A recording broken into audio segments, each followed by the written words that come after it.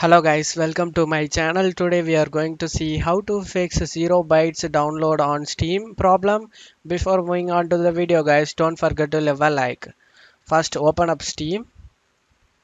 First we need to exit the Steam and reopen it guys. To do this, click on the Steam over here and select exit. And now it will be restarting. Steam can fix the problem guys. If this solution doesn't work, let's move on to the second solution guys. Second solution, make sure you have a proxy enabled in your Windows guys. To know it, go to search menu and type settings.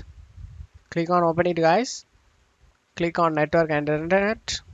Now click on the proxy over here. Automatic detect setting, you just need to turn it off. And make sure you don't have proxy server setup enabled over here. And after checking it, close out of here. Third solution is to clear the DNS cache guys. For that, go to search menu and type cmd. Click run as administrator and select yes guys. Now in the command prompt window, you just need to type ipconfig fig space slash flus guys dns. Press enter guys.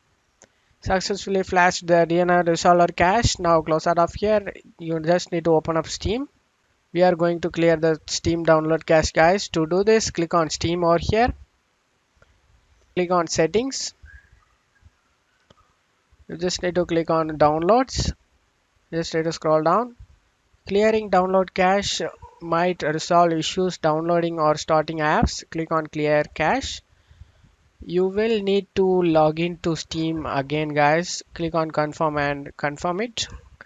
And I hope one of these solutions fixed your problem guys. If the video helped you, don't forget to leave a like guys. You can also subscribe me and support me guys. Thank you.